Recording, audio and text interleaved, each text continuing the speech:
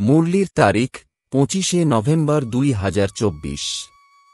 মুরলির শিরোনাম, শান্তির গুণ হল সবথেকে বড় গুণ, সেই জন্য শান্তি সহকারে বলো, অশান্তি ছড়ানো বন্ধ করো।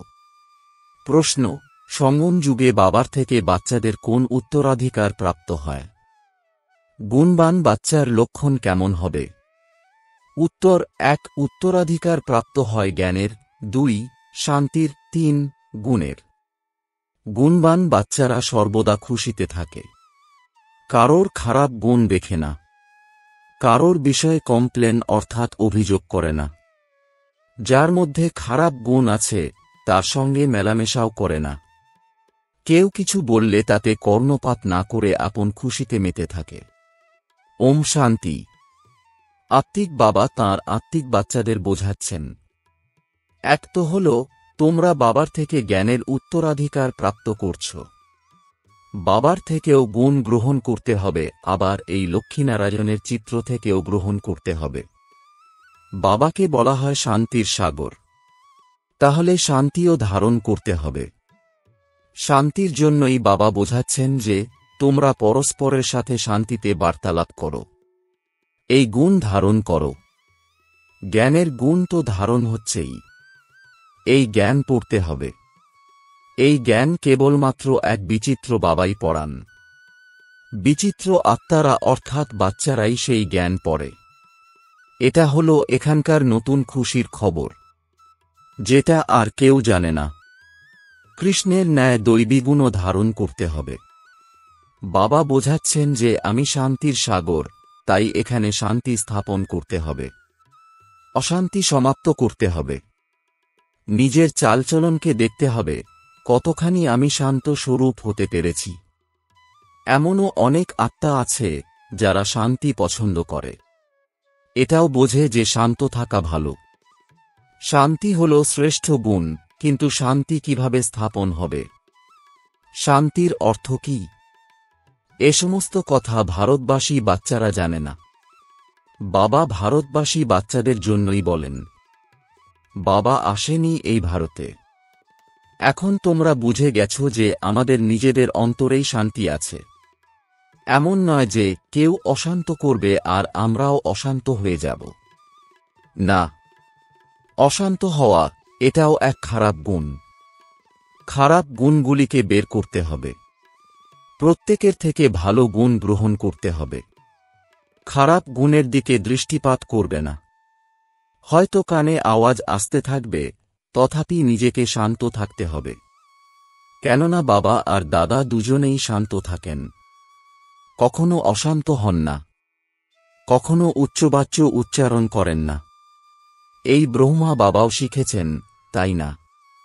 যত পরিমাণে শান্ত থাকবে ততই ভালো। শান্তিতেই স্মরণ করতে পারবে। অশান্ত আত্মারা স্মরণ করতে পারে না। প্রত্যেকের থেকে ভালো গুণ গ্রহণ করতেই হবে। ঋষি দত্তাত্রেয় প্রমুখের উদাহরণও এই ক্ষেত্রে দেওয়া যায়। দেবতাদের মতো গুণবান আর কেউ হতে পারে না। একটি বিকারই হল মুখ্য। তার ওপর তোমরা বিজয় প্রাপ্ত করছো, করতেও থাকবে। কর্মেন্দ্রিয়ের উপরে বিজয় পেতে হবে। খারাপ গুণগুলিকে বের করে দিতে হবে। দেখবেও না, বলবেও না। যার মধ্যে ভালো গুণ আছে তাদের কাছেই যাবে। থাকতেও হবে খুব মিষ্টি এবং শান্ত হয়। অল্প একটু কথাতেই তোমরা সব কাজ করে ফেলতে পারো। সবার থেকে গুণ গ্রহণ করে গুণবান হতে হবে। বুঝেছ? সুবুদ্ধি সম্পন্ন এবং প্রজ্ঞ বাচ্চারা খুব শান্ত থাকা পছন্দ করে। কিছু ভক্ত আত্মা জ্ঞানী আত্মাদের থেকেও প্রাজ্ঞ, নির্মাণচিত্ত হয়। বাবা তো অনুভবী, তাই না? ইনি যে লৌকিক বাবার সন্তান ছিলেন, তিনি ছিলেন একজন শিক্ষক। খুব নির্মাণচিত্ত এবং শান্ত থাকতেন। কখনো ক্রোধ করতেন না। যেরকম সাধু আত্মারা হয়, তাই তাঁদের মহিমাও করা হয়ে থাকে। ভগবানের সাথে মিলিত হওয়ার জন্য পুরুষার্থ করতে থাকে, তাই না? কাশীতে, হরিদ্বারে গিয়ে থাকে। বাচ্চাদেরকে খুব শান্ত এবং মিষ্টি হয়ে থাকতে হবে। এখানে কেউ অশান্ত থাকলে সে শান্তির বাতাবরণ তৈরি করার নিমিত্ত হতে পারে না। অশান্ত আত্মাদের সঙ্গে কথাও বলা উচিত নয়। তাদের থেকে দূরে থাকতে হবে। পার্থক্য তো আছে, তাই না? তারা হলো বক আর তোমরা হলে রাজহংস। রাজহংস সারাদিন মতি ঠোকরায়। উঠতে বসতে চলতে ফিরতে এই জ্ঞানকে স্মরণ করতে থাকো। সারাদিন বুদ্ধিতে এটাই যেন থাকে যে কাকে কিভাবে বোঝাবো, বাবার পরিচয় কিভাবে দেব। বাবা বোঝাচ্ছেন যে যে সমস্ত বাচ্চারা এখানে আসে তাদেরকে ফর্ম ভরতে দাও। সেন্টারে যখন কেউ কোর্স করতে আসে তখন তাদেরকে এই ফর্ম দাও। কোর্স করতে না চাইলে ফর্ম ভরানোর দরকার নেই। ফর্ম এই জন্য ভরানো হয় যাতে তারা বুঝতে পারে যে এখানে কি কি আছে, কি কি বোঝানো হয়। কেননা দুনিয়াতে তো এসব কথা কেউ বোঝে না। তাই তারা এই ফর্মের দ্বারা সমস্ত বিষয়টা অবগত হয়ে যায়। বাবার সঙ্গে কেউ যদি মিলন করতে চায় তবে তাদেরকেও ফর্ম ভরতে হয়। তাহলে বোঝা যায় যে তারা কেন মিলন করতে এসেছে। কেউ যদি আসে তবে তাকে তার এই লৌকিক জগতের এবং অসীম জগতের বাবার পরিচয় দিতে হবে। কেননা তোমাদেরকে এই অসীম জগতের বাবা এসে নিজের পরিচয় দিয়েছেন। তাই তোমরাও অন্যদেরকে বাবার পরিচয় দিতে থাকো। তাঁর নাম হল শিব বাবা। শিব পরমাত্মায় নমঃ বলে, তাই না? তারা তো কৃষ্ণকে দেবতায় নমঃ বলে। শিবকে বলে শিব পরমাত্মায় নমঃ। বাবা বলেন যে আমাকে স্মরণ করলে তোমাদের সমস্ত পাপ কেটে যাবে। মুক্তি, জীবন মুক্তির অবিনাশী উত্তরাধিকার প্রাপ্ত করার জন্য পবিত্র আত্মা অবশ্যই হতে হবে। সেটা হলেই পবিত্র দুনিয়া, যাকে শতপ্রধান দুনিয়াও বলা হয়ে থাকে। সেখানে যেতে হলে বাবা বলেন যে আমাকে স্মরণ করো। এটা তো খুবই সহজ বিষয়। যে কোন কাউকে ফর্ম ভরিয়ে তারপর তুমি তাকে কোর্স করাতে পারো। একদিন ভরাও, তারপর বোঝাও, তারপর আবার ফর্ম ভরাও। তাহলে বুঝতে পারবে যে আমাকে উনি বুঝিয়েছেন, তাঁর স্মরণ থাকে কিনা তা বোঝা যাবে। তুমি লক্ষ্য করবে দুদিনের ফর্মের মধ্যে অনেক পার্থক্য অবশ্যই থাকবে।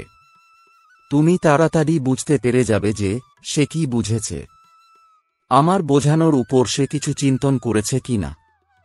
এই ফর্ম সকলের কাছে হওয়া চাই। বাবা মুরলির মাধ্যমে ডাইরেকশন দেন। তাই বড় বড় সেন্টারগুলিকে তৎক্ষণাৎ সেই ডাইরেকশনকে বাস্তবে রূপদান করতে হবে। ফর্মও রাখতে হবে। না হলে বোঝা যাবে কি করে। সে নিজেই অনুভব করবে যে কাল কি লিখেছিলাম, আজ কি লিখছি। ফর্ম তো খুব জরুরি। আলাদা আলাদা ছাপাও, তাতেও কোনো অসুবিধা নেই। কিংবা এক জায়গায় ছাপিয়ে সব সেন্টারে বিলিয়ে দাও। এটা হলো অপরের কল্যাণ করা। তোমরা বাচ্চারা এখানে এসেছ দেবী দেবতা হওয়ার জন্য। দেবতা এই শব্দটি অত্যন্ত শ্রেষ্ঠ। দৈবীগুণ ধারণ করা আত্মাকে দেবতা বলা হয়। এখন তোমরা দৈবীগুণ ধারণ করছে, তাই যেখানে প্রদর্শনী বা মিউজিয়াম হয় সেখানে এই ফর্ম অবশ্যই রাখতে হবে। তাহলে বোঝা যাবে কেমন অবস্থায় আছে। সেই আত্মাকে বুঝে তারপর তাকে বোঝানো যাবে। বাচ্চাদেরকে তো সর্বদা গুণের কথাই বর্ণন করতে হবে। খারাপ গুণ কখনোই নয়। তোমরা গুণবান হচ্ছে, তাই না? যার মধ্যে অনেক গুণ থাকবে সে অপরকেও গুণ দান করতে পারবে। খারাপ গুণযুক্ত আত্মারা কখনোই গুণ দান করতে পারে না। বাচ্চারা জেনে গেছে যে সময় আর বেশি নেই। পুরুষার্থ অনেক করতে হবে। বাবা বুঝিয়েছেন যে তোমরা রোজ তীর্থযাত্রা করছ। এই যে গায়ন আছে, অতীন্দ্রিয় সুখ কেমন হয় তা গোপ গোপীদের জিজ্ঞাসা করো। এটা তো হলো অতীতের কথা। এখন তো নম্বরের ক্রম আছে। কেউ তো অন্তরে অন্তরে খুশির গীত গাইতে থাকে, অহ পরমপিতা পরমাত্মাকে আমি প্রাপ্ত করেছি, তার থেকে আমি অবিনাশী উত্তরাধিকার নিচ্ছি। তার কাছে কোনো অভিযোগ থাকতে পারে না। কেউ কিছু বললেও সেসব কথায় কর্ণপাত না করে আপন খুশিতে মেতে থাকে। কোনো অসুখ বিসুখ বা দুঃখ ইত্যাদি হলে তখন কেবল স্মরণে থাকো। এই হিসেব নিকেশ এখনই সমাপ্ত করতে হবে। তবেই তো তুমি 21 জন্মের জন্য ফুল হতে পারবে। সেখানে তো দুঃখের কথাই থাকবে না। বলা হয়ে থাকে, খুশির মতো কোনো পুষ্টিকর আহার নেই। তারপর আলসেমি ইত্যাদি সব সমাপ্ত হয়ে যাবে। এখানে এটাই হলো সত্যিকারের খুশি, আর সেটা হলো মিথ্যা খুশি। ধনসম্পদ প্রাপ্ত হলে বা স্বর্ণ প্রভৃতি প্রাপ্ত হলে খুশি হয়, কিন্তু এখানে হলো অসীম জগতের কথা। তোমাদেরকে তো অসীম খুশিতে থাকতে হবে।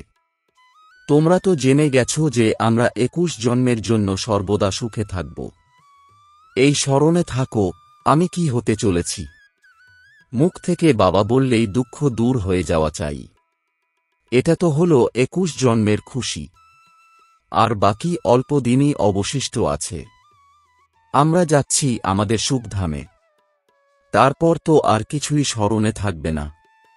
এই বাবাও নিজের অনুভবের কথা শোনাচ্ছেন। কত সমাচার আসতে থাকে, নানা প্রকারের মতান্তর বা বিবাদ চলতে থাকে। বাবার কোনো কথায় দুঃখ হয় কি? শোনেন, আচ্ছা এটাই ভবিতব্য, এটা তো কিছুই নয়। আমরা তো এই জগতের মালিক হতে চলেছি। নিজের সঙ্গে কথা বললেই খুশি আসে, বেশ শান্ত চিত্তেই থাকে। তার চেহারা হাসি খুশি দেখাবে। স্কলারশিপ পেলে চেহারার মধ্যে কত উৎফুল্লতা থাকে, তাই না? তোমরা পুরুষার্থ করছো এই লক্ষ্মীনারায়ণের মতো প্রফুল্ল থাকার জন্য। এনাদের মধ্যে জ্ঞান তো নেই, তোমাদের মধ্যে জ্ঞান আছে। তাই তোমাদেরকে খুশিতে থাকতে হবে, প্রফুল্ল চিত্ত থাকতে হবে। এই দেবতাদের থেকেও তোমরা অনেক শ্রেষ্ঠ। জ্ঞানের সাগর বাবা আমাদেরকে কত শ্রেষ্ঠ জ্ঞান দিচ্ছেন। অবিনাশী জ্ঞান রত্নের লটারি পেয়ে গেছে, তাহলে কত খুশিতে থাকতে হবে। তোমাদের এই জন্ম হীরের সমান বলা হয়ে থাকে। জ্ঞানের সাগর এক বাবাকেই বলা হয়, এই দেবতাদেরকেও বলা হয় না। তোমরা ব্রাহ্মণরাই জ্ঞানবান হচ্ছ। তোমাদের মধ্যে এই জ্ঞানের খুশি থাকা চাই। এক তো হল বাবাকে প্রাপ্ত করার খুশি। তোমাদের ছাড়া আর কেউ এই খুশিতে থাকতে পারে না। ভক্তি মার্গে চিরস্থায়ী সুখ থাকে না। ভক্তি মার্গে হল অল্পকালের সুখ, আর তার নামই তো হল স্বর্গ, সুখধাম, হেভেন। সেখানে হল অপার সুখ, আর এখানে হল অপার দুঃখ। এখন বাচ্চারা বুঝতে পেরেছে যে রাবণ রাজ্যে আমরা কতটাই ছি ছি হয়ে গিয়েছিলাম। আস্তে আস্তে অধঃপতনে গমন করছিলাম। এসব তো হলই বিষয় বিষের সাগর। এখন বাবা এই বিষের সাগর থেকে বের করে তোমাদেরকে ক্ষীরের সাগরে নিয়ে যাচ্ছেন। বাচ্চাদের এখানকার সবকিছুই খুব মিষ্টি লাগে, কিন্তু পুনরায় ভুলে যাওয়ার ফলে কিরকম অবস্থা হয়ে যায়। বাবা কিভাবে খুশির পারদ চড়িয়ে দেন। এই জ্ঞান অমৃতেরই গায়ন আছে। জ্ঞান অমৃতের গ্লাস পান করতে হবে। এখানে তোমাদের খুব ভালোভাবে নেশা চড়ে যায়, কিন্তু বাইরে গিয়ে সমস্ত নেশা কম হয়ে যায়। বাবা নিজেই অনুভব করেন যে এখানে বাচ্চাদের খুব ভালো ফিলিং আসে। আমরা নিজেদের ঘরে ফিরে যাচ্ছি।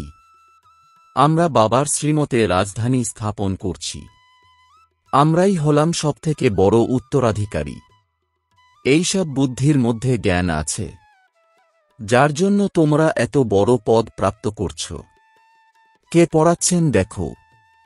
অসীম জগতের বাবা একদম পরিবর্তন করে দেন। তাহলে বাচ্চাদের হৃদয়ে কতই না খুশি থাকা উচিত। এসব কিছু হৃদয়ে থাকতে হবে, অন্যদেরকেও খুশি প্রদান করতে হবে। রাবণের হল অভিশাপ আর বাবার হল আশীর্বাদ। রাবণের অভিশাপে তোমরা কতই না দুঃখী অশান্ত হয়ে গেছ। অনেক গোপও আছে যাদের হৃদয়ে সেবা করার ইচ্ছা থাকে, কিন্তু জ্ঞানের কলস মাতাদেরকে দেওয়া হয়েছে। শক্তি দল, তাই না? বন্দে মাতরম দেওয়া হয়, সাথে বন্দে পিতরম তো আছেই, কিন্তু নাম মাতাদের আছে। প্রথমে লক্ষ্মী, তারপর নারায়ণ, প্রথমে সীতা, পরে রাম। এখানে প্রথমে পুরুষের নাম পরে স্ত্রীর নাম লেখে। এও এক খেলা, তাই না? বাবা তো সবকিছুই বুঝিয়ে বলেন, ভক্তি মার্গের রহস্য বলে দেন। ভক্তিতে কি কি হয়? যতক্ষণ জ্ঞান নেই ততক্ষণ তো এসব কিছুই জানা যেত না। এখন তোমাদের সকলের ক্যারেক্টার্স সংশোধিত হয়। তোমাদের দৈবী ক্যারেক্টার তৈরি হচ্ছে। 5 বিকার থেকে তোমাদের আসুরি ক্যারেক্টার তৈরি হয়। কতখানি পরিবর্তন হচ্ছে! তাই পরিবর্তনে আসতে হবে, তাই না? শরীর ছেড়ে দিলে তারপর কি আর থোড়াই চেঞ্জ হতে পারবে? বাবার মধ্যে শক্তি আছে। কত কত জনের চেঞ্জ আনেন। কোনো বাচ্চা নিজের অনুভবের কথা শোনায়, আমি অনেক কামী, মদাসক্ত ছিলাম, আমার মধ্যে অনেক পরিবর্তন হয়েছে। এখন আমি অনেক প্রেমপূর্ণভাবে থাকি। প্রেমের অশ্রু ঝরতে থাকে। বাবা তো অনেক কিছু বোঝান, কিন্তু এই সমস্ত কথা সবাই ভুলে যায়। না হলে তো খুশির পারদ সর্বদাই ঊর্ধ্বে থাকবে। আমরা অনেকজনকে কল্যাণ করে থাকি। মানুষ অনেক দুঃখী হয়ে গেছে, তাদেরকে সঠিক রাস্তা বলে দিই। বোঝানোর জন্য অনেক পরিশ্রম করতে হয়, গালিগালাজও খেতে হয়। প্রথম থেকেই এই শব্দ শোনা যায় যে এখানে তো সবাইকে ভাইবোন বানিয়ে দেয়। আরে ভাইবোনের সম্বন্ধ তো খুব ভালো, তাই না? তোমরা আত্মারা তো হলে ভাই ভাই। কিন্তু জন্মজন্মান্তরের কুদৃষ্টি যেটা পাকাপোক্ত হয়ে গেছে সেটা ছাড়তে চায় না। বাবার কাছে তো অনেক সমাচার আসতে থাকে। বাবা বোঝান যে এই ছিক দুনিয়া থেকে তোমাদের বাচ্চাদের মন সরিয়ে নিতে হবে। খুব সুন্দর ফুল হতে হবে। কত জ্ঞান শুনেও ভুলে যাও। সমস্ত জ্ঞান উবে যায়। কাম মহাশত্রু, তাই না? বাবা তো অনেক অনুভবী আছেন। এই বিকারের পিছনে অনেক রাজারাও তাদের রাজত্ব হারিয়েছেন। কাম খুব খারাপ। সবাই বলতে থাকে যে বাবা এটা খুব ক্ষতিকারক শত্রু। বাবা বলেন যে কামকে জিতলেই তোমরা বিশ্বের মালিক হতে পারবে। কিন্তু কাম বিকার এতটাই তীব্র প্রকৃতির হয় যে প্রতিজ্ঞা করেও পরাজিত হয়ে যায়। খুব কম সংখ্যকই এতে পাশ হতে পারে। এই সময় সমস্ত দুনিয়ার ক্যারেক্টার খারাপ হয়ে গেছে। পবিত্র দুনিয়া কবে ছিল? কিভাবে হয়েছিল? এনারা রাজ্য ভাগ্য কিভাবে পেয়েছিলেন? কেউ কিছু বলতে পারে না। ভবিষ্যতে এমন সময়ও আসবে তোমরা বিদেশে যাবে, তারাও সব শুনবে। প্যারাডাইস অর্থাৎ স্বর্গদান কিভাবে স্থাপন হয়েছিল। তোমাদের বুদ্ধিতে এ সমস্ত কথা খুব ভালোভাবে আছে। এখন তোমাদের বুদ্ধিতে এটার বিষয়েই যত রকমের সম্ভব উদ্যম থাকতে হবে, অন্য সমস্ত কথা ভুলে যেতে হবে। আচ্ছা, মিষ্টি মিষ্টি প্রশিক্ষার্থী বাচ্চাদের প্রতি মাতা পিতা বাপদাদার স্মরণের স্নেহসুমন আর সুপ্রভাত। আত্মাদের পিতা তাঁর আত্মারূপী বাচ্চাদেরকে জানাচ্ছেন নমস্কার। ধারণার জন্যে মুখ্য সার: 1. উঠতে বসতে চলতে ফিরেতে জ্ঞানের স্মরণ করে মুক্ত আহরণকারী রাজহংস হতে হবে। সবার থেকে গুণ গ্রহণ করতে হবে। পরস্পরের মধ্যে গুণের আদান প্রদান করতে হবে। 2. নিজের চেহারা সর্বদা হাসি খুশি রাখার জন্য নিজের সাথেই নিজেকে কথা বলতে হবে, অহ, আমি তো অবিনাশী সম্পদের মালিক হতে চলেছি। জ্ঞানের সাগর বাবার দ্বারা আমরা জ্ঞান রত্নের লটারি প্রাপ্ত করেছি। বরদান: নিজের টাইটেলের স্মৃতির সাথে সমর্থ স্থিতি বানিয়ে সমানধারী ভব। এর বিস্তার: সঙ্গম যুগে বাবা স্বয়ং তাঁর বাচ্চাদেরকে শ্রেষ্ঠ টাইটেল দেন, তো সেই আত্মিক নেশায় থাকো। যেরকম টাইটেল স্মরণে আসবে সেই রকম সমর্থ স্থিতি বানাতে থাকবে। যেরকম তোমাদের টাইটেল হল সদর্শন চক্রধারী, তো এই স্মৃতি আসতেই পরদর্শন সমাপ্ত হয়ে যাবে, সদর্শনের সামনে মায়ার গলা কেটে যাবে। আমি হলাম মহাবীর, এই টাইটেল স্মরণে এলে স্থিতি অবিচল নড় হয়ে যাবে। তো টাইটেলের স্মৃতির সাথে সমর্থ স্থিতি বানাও, তাহলে বলা হবে শ্রেষ্ঠ সমানধারী। স্লোগান: উদ্ভ্রান্ত হওয়া আত্মাদের চাহিদা পূরণ করার জন্য যাচাই করা শক্তি বৃদ্ধি করা। ওম শান্তি।